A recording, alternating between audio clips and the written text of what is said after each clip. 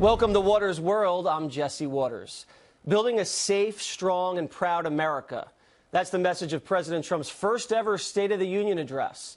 He'll take the stage Tuesday to celebrate his record job numbers, rebuilding the military, and of course the battle over his immigration offer. An offer some are calling too generous. Deputy White House Press Secretary Raj Shah joins me now from Washington. All right, Raj, let me see if I have this straight. The White House is putting this on the table. Giving amnesty eventually to 1.8 million people and then phasing in the getting rid of the lottery and the chain migration. How does that make sense? Well, Jesse, thanks a lot for having me on. I think the president is showing leadership here. He's presenting a proposal that, Democrats can wrap their arms around, at least parts of it.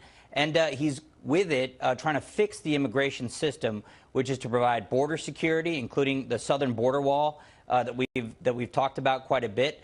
Ending the visa lottery, yes, it's a phase into the program, but he's certainly going to end the visa lottery program, and then fixing our legal immigration system by ending extended family chain migration. So it's a balanced approach. It reaches across the aisle, and frankly, perhaps. Yeah, Perhaps if you listen balanced, to the, but a lot of people say this president ran on a strong border policy and limiting illegal immigration. One of those things people are very upset about is the Dreamers getting voting rights and their parents and their family members getting voting rights. A lot of people, when they voted for President Trump, didn't sign up for that. What's your response to that? Well, the president has always said that he wanted a responsible outcome for the DACA population. Remember, these are individuals who came to this country as minors, and it's really their parents that are at fault. And the plan does not provide. I agree with that. Yeah. So we want to find a responsible solution for that group of people. But do you have to give their family members citizenship as well? Well, why can't you just give the Dreamers the citizenship? Well, look, it's a pathway that involves 10 to 12 years. They have to engage in the system. They cannot commit crimes. They cannot. They have to pay back taxes. There's a process by which these individuals have to go through before they can sponsor or engage. No, I get it. But Raj, let me ask you straight up: why do you have to give the immediate family members of the Dreamers citizenship as well? Why can't you just give the Dreamers citizenship? It's already a lot to ask for a lot of Trump supporters. Jesse, this is about fixing the immigration problems across the board. We're going to end extended family chain migration across the board for all new entrants into this country. When does that end? When does phasing out the chain migration kick in? Well, it's a process. It'll take several years, but what we want to get to is what's the year?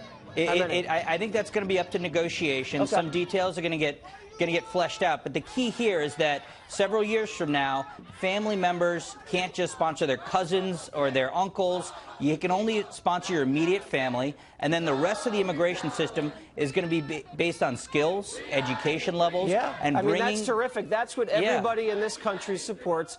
And the polls show that. What about the lottery system? Necessarily. Yeah, we're gonna phase out the lottery system. But when does the lottery system phase out? So the way that this will work is right now there's a backlog in the immigration system of people who've qualified but still need to get their visas to entry. We're going to have the lottery numbers essentially clear that backlog over the next few years, and then the system is going to be phased out. So right now, it's a few years, but the visa lottery system right now randomly gives out visas to people. And look, I think that is a disastrous it's ridiculous. Program. It's playing Russian roulette with the country. We're in agreement on that. Let me ask you about the wall. So in return for the very generous offer you're making on citizenship and the phase out, is this full funding for the wall? Is this the $20 billion that the president wants up front?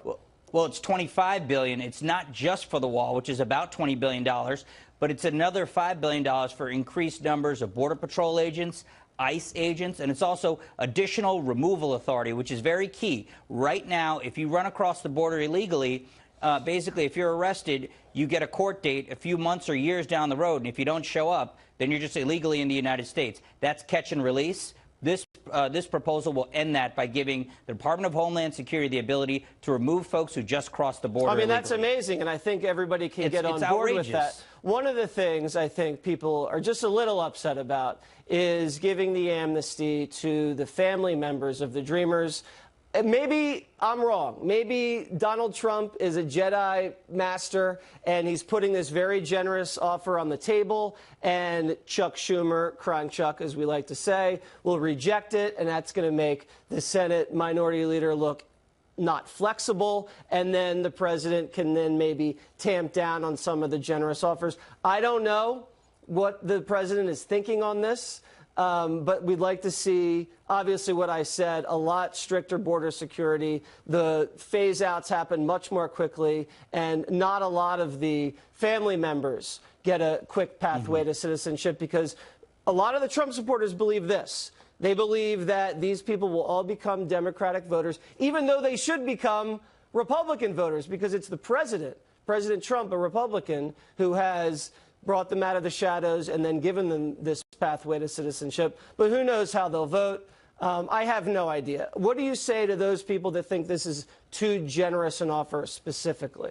Look, the president ran on fixing this problem once and for all. If this proposal becomes law, we're going to get a southern border wall. We're going to have thousands of more agents on the southern border. We're going to stop the flow of illegal immigrants and the flow of illegal drugs. And for that, in exchange for that, giving a pathway to citizenship for people that came here as minors, we think is a fair and reasonable compromise. And if Chuck Schumer and Nancy Pelosi don't agree, they're going to show the whole country that they don't actually care about reform. They don't actually care about fixing the problem. They're only interested in amnesty. That's a great point, because to be honest with you, I'm not so sure they want to fix the problem. I think they'd like the problem to campaign on, because they like having it as an issue out there to exploit. So the State of the Union right around the corner. You realize the Democrats are inviting illegal aliens to be their guests at the State of the Union. Yes, of course. How do you feel about it? How does the White House feel about having illegal aliens watching the President of the United States deliver a State of the Union? Well, I think we would love it if citizens were given those seats, but we don't always get to make those calls. You know, the president's speech is going to be big, broad. It's going to focus on the themes you talked about at the outset. It's also going to talk a lot about what we've accomplished in this first year. We have a booming economy. ISIS is being crushed in Iraq and Syria. We're deregulating. The stock market is booming. We're putting pressure on North Korea. We've got judges that we've confirmed. I mean, we have a lot of great things to talk about that we've already done. But then he's going to talk about the agenda going forward on issues like immigration, on issues like infrastructure, on the economy, and many other things.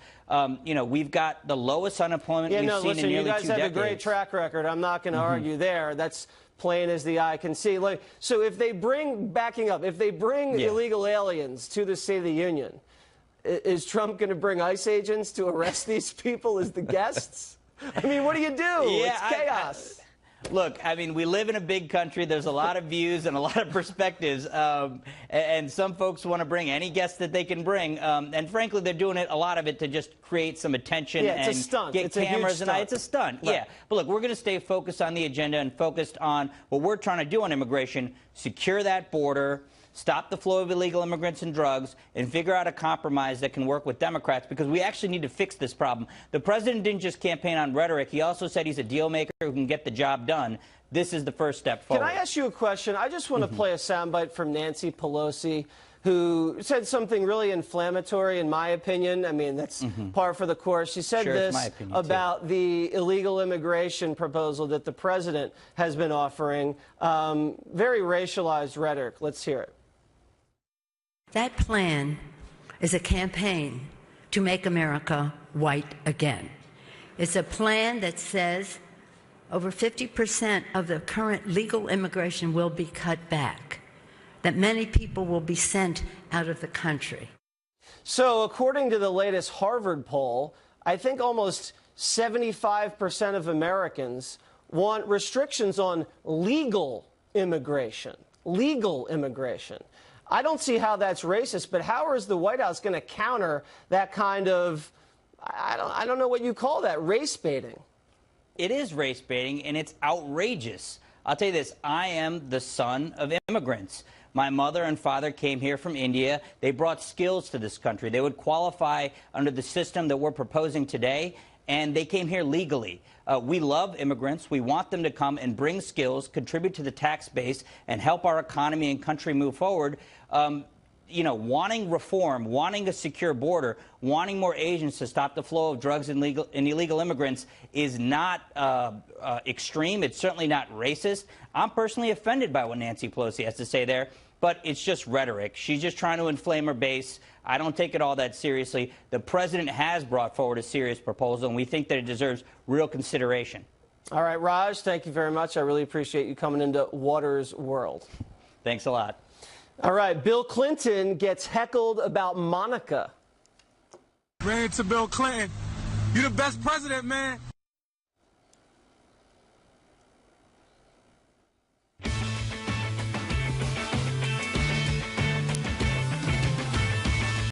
President Trump's first State of the Union, from where our nation stands right now to his big plans for America. Watch as Brett Baer and Martha McCallum anchor the State of the Union, followed by the Democratic response and a special Hannity, Tuesday on Fox News Channel.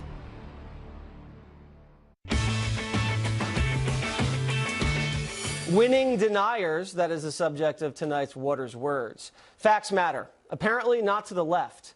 Let's look at the numbers.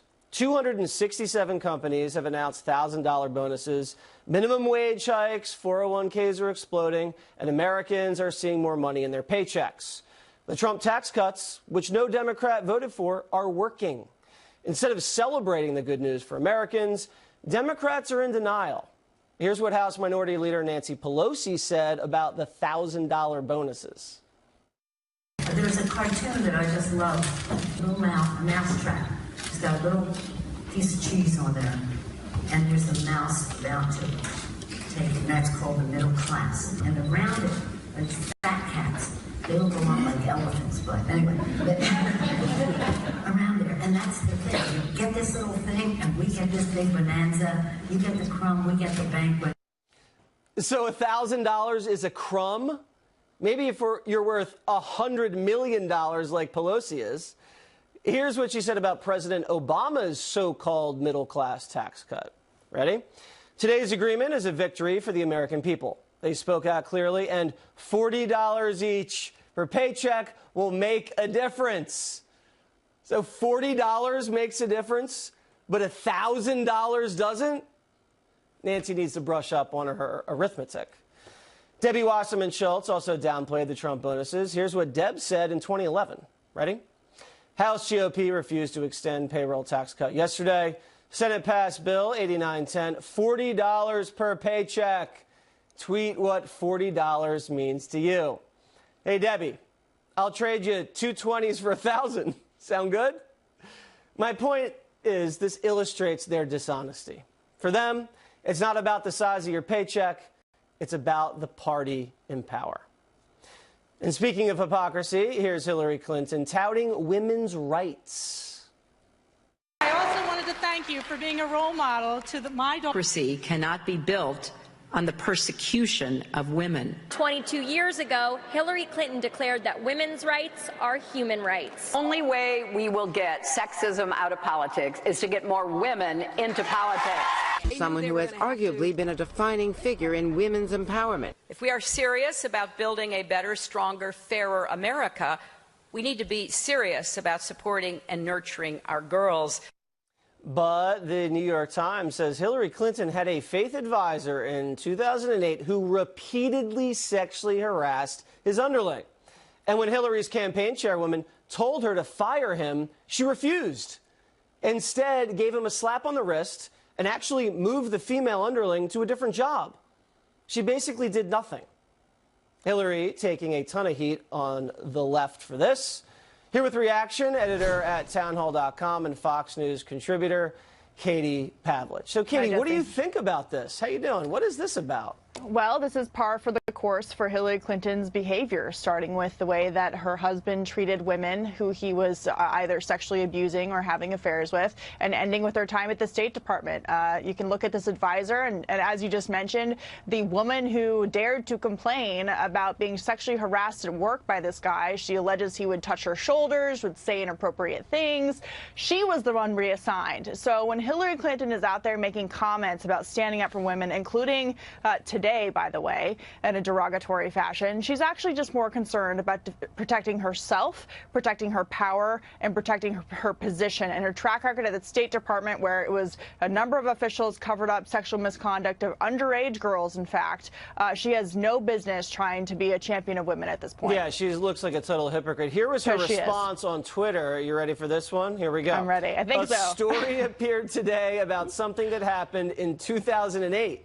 I was dismayed when it occurred, but was heartened. The young woman came forward, was heard, and had her concerns taken seriously and addressed. Yeah. Now, Katie, as a woman, do you think that addresses it appropriately?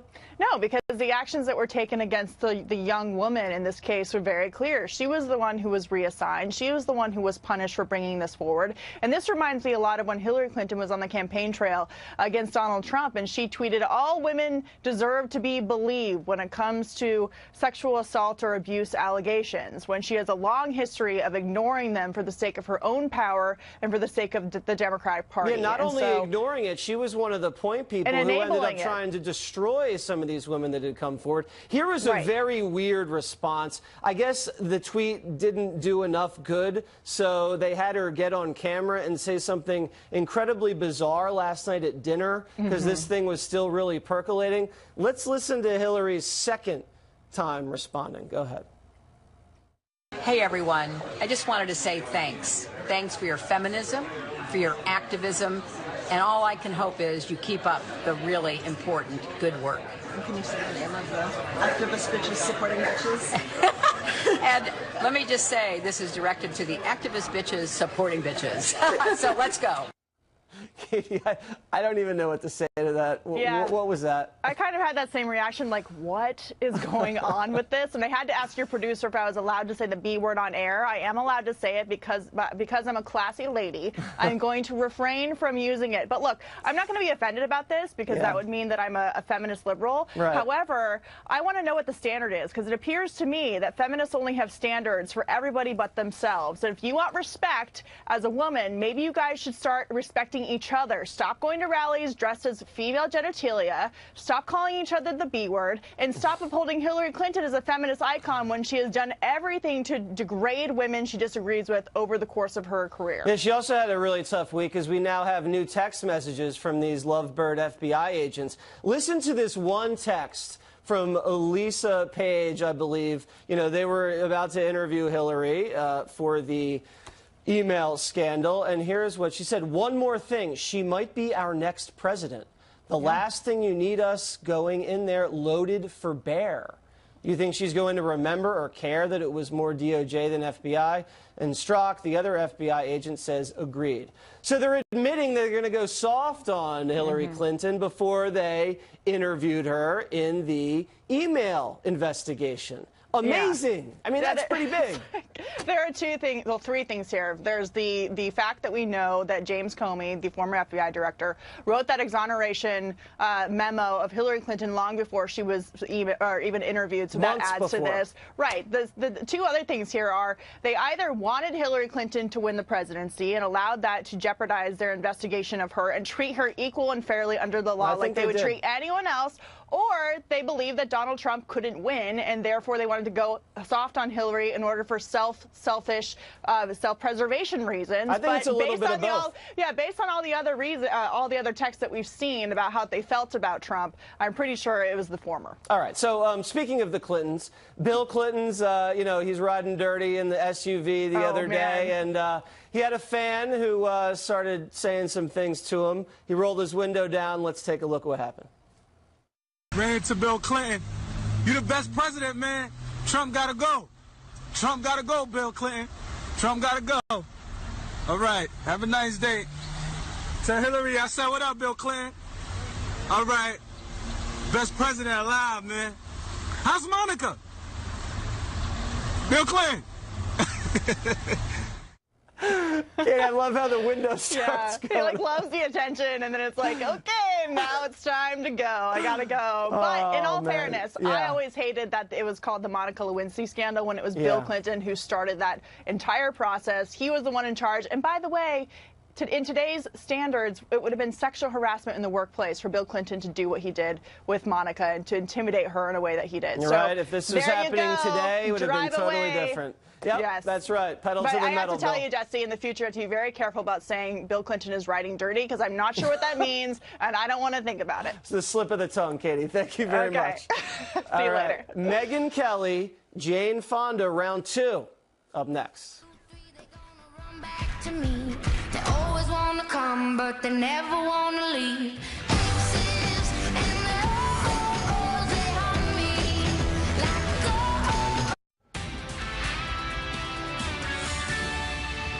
Live from America's News headquarters, I'm Molly Line. President Trump joins much of the world in condemning a suicide car bomb attack Saturday in Kabul. The president saying the murderous attack renews our resolve and that of our Afghan partners. Mr. Trump adding that the U.S. is committed to a secure Afghanistan. At least 95 people were killed in the attack. Nearly 160 others were injured. The Taliban is claiming responsibility. Here at home, a flu activity is blanketing the country. 49 of our 50 states reporting widespread cases, the only exception, Hawaii. The CDC says it may be the worst flu season in a decade. It also says 1 of every 15 doctor visits is for flu symptoms. 37 pediatric deaths have been reported so far. This year's main strain is especially virulent, and overall, the vaccine effectiveness is lower. I'm Molly Line. Now back to Waters World. Megyn Kelly reigniting her feud with Jane Fonda, which began in September when Megyn Kelly asked the Oscar winner about her plastic surgery. Why did you say, I read that you said you felt you're not proud to admit that you've had work done. Why not? We really want to talk about that? Fonda still very upset by her question. How long have you two known each other? 50 years. Oh, my God. Long time. I think before your first facelift. Who are you, Megyn Kelly? I was just stunned. It was so inappropriate. You know, it showed that she's not that good an interviewer. Whoa, but Megyn had had enough. I have no regrets about that question. Nor am I in the market for a lesson from Jane Fonda on what is and is not appropriate. After all, this is a woman whose name is synonymous with outrage. Look at her treatment of our military during the Vietnam War. Many of our veterans still call her Hanoi Jane. But the journalists at The View are questioning Megyn's integrity.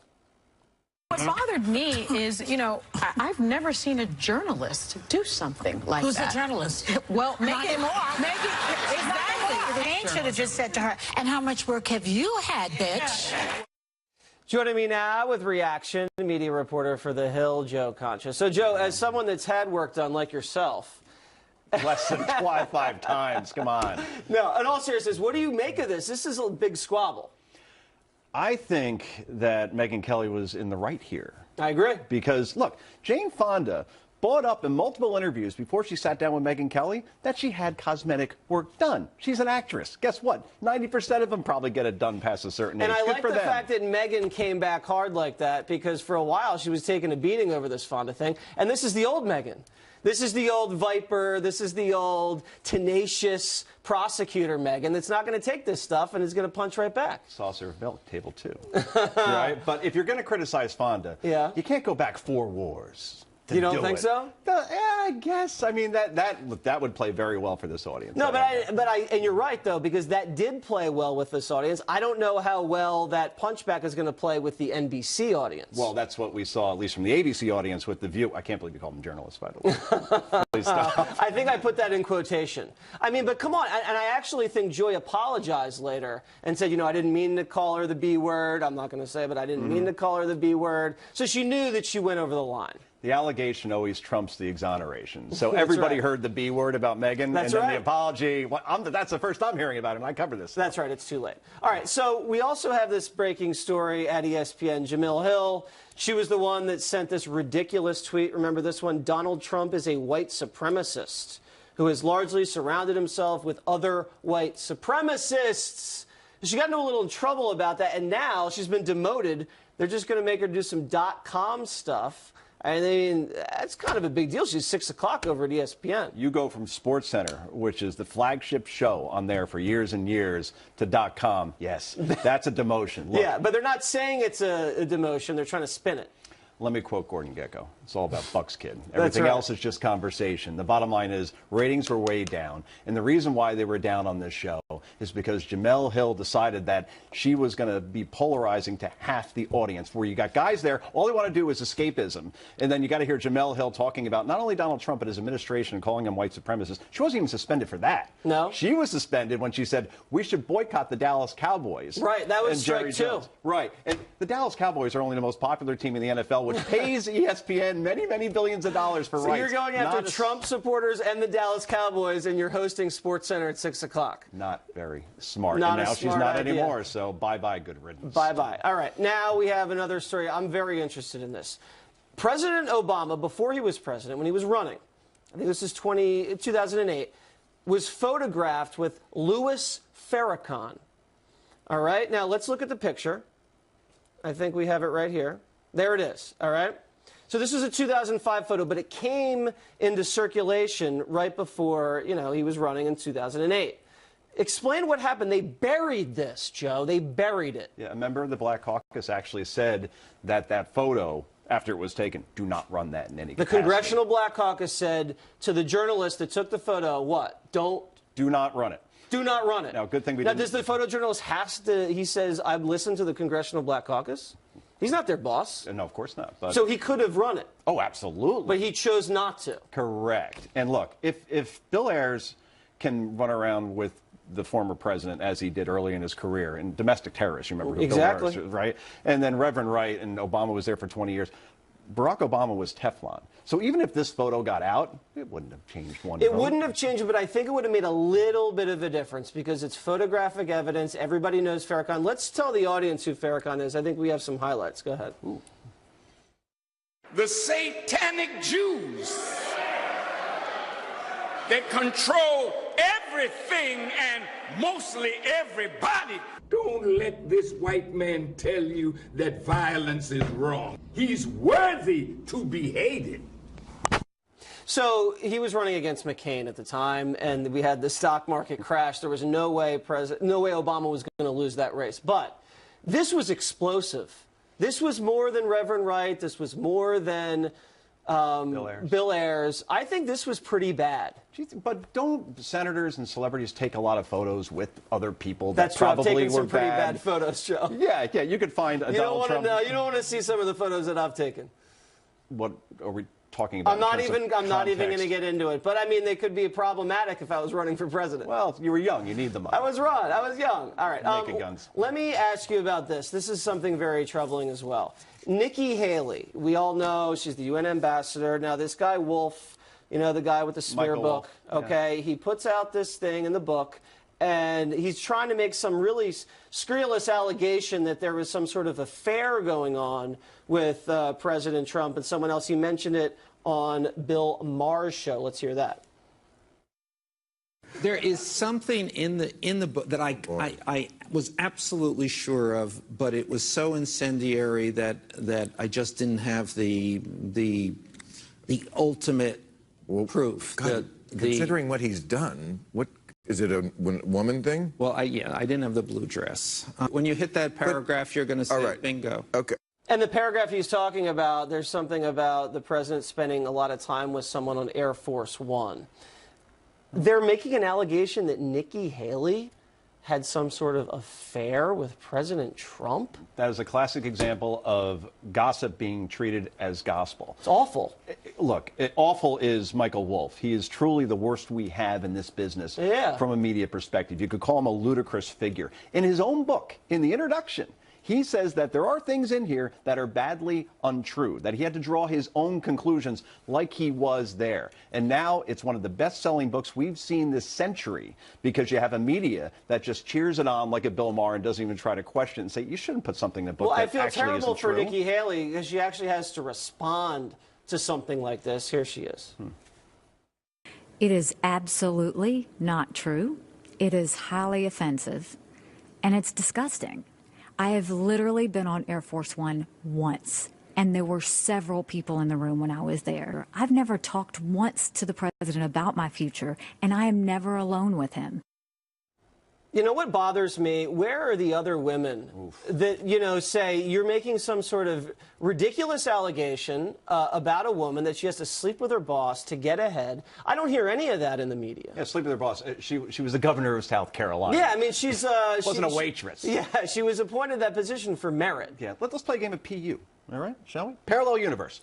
And why don't you insert Susan Rice or Valerie Jarrett or Kathleen Sebelius? Great point. In with Obama here. Great point. It's ridiculous. But yeah, we're all the female journalists and pundits out there defending Nikki Haley, who I would say, by the way, along with John Kelly and Wilbur Ross and Jim Mattis and Heather Nauert, are the unsung heroes of this administration, completely underrated. Haley has done an exceptional job at the UN, and then she has to deal with this crap, and it's crap, and no one's going to call Michael Wolff out on it because everybody's a coward in this business, and they love the narrative too much, Jesse. All right, Joe Concha, everybody, thank you very much. Thank you. A Cherokee Indian taking on Elizabeth Pocahontas Warren up next.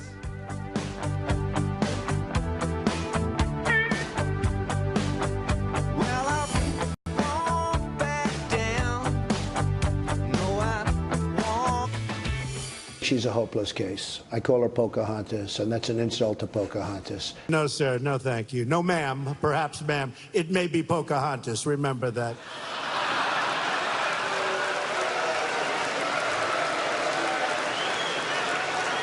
And she is not big for the NRA, that I can tell you. Pocahontas is not happy. She's not happy. She's the worst. You're very, very special people. You were here long before any of us were here. Although we have a representative in Congress who they say was here a long time ago. They call her Pocahontas. Elizabeth Warren is accused of lying about her heritage to get a job at Harvard. The university actually celebrated her as the first minority woman to receive tenure.